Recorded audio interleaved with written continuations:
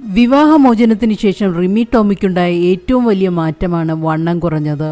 താൻ വർക്കൗട്ട് ചെയ്യുന്ന ഫോട്ടോയും വീഡിയോയുമൊക്കെ റിമി ടോമി സോഷ്യൽ മീഡിയയിൽ ഷെയർ ചെയ്യാറുണ്ട്.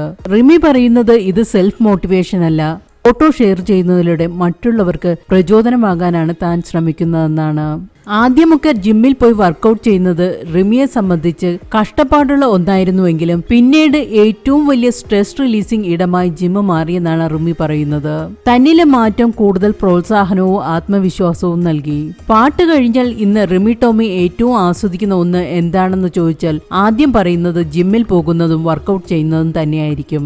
എനിക്ക് സമാധാനവും സന്തോഷവും ധൈര്യവും എനർജിയും സ്നേഹവും എല്ലാം കിട്ടുന്ന എനിക്ക് ഏറ്റവും ഇഷ്ടപ്പെട്ട സ്ഥലം എന്നാണ് റിമി ടോമി പറയുന്നത്.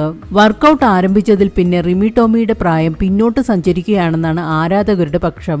സൗന്ദര്യം കൂട്ടാനല്ല, മറിച്ച് തനിക്ക് മാനസികമായ സന്തോഷം ജിമ്മിൽ നിന്ന് കിട്ടുന്നു എന്നാണ് റിമി ടോമിക്ക് പറയാനുള്ളത്. തനിക്ക് ഈ വിധം മാറാൻ കഴിയുമെന്ന് താനും പ്രതീക്ഷിച്ചിരുന്നില്ല എന്നും റിമി പറയുന്നുണ്ട്. ചോറ് കഴിക്കാതെയുള്ള ഒരു ദിവസം പോലും ചിന്തിക്കാൻ കഴിയാത്ത ആളാണ് ഇങ്ങനെ മാറിയിരിക്കുന്നത്.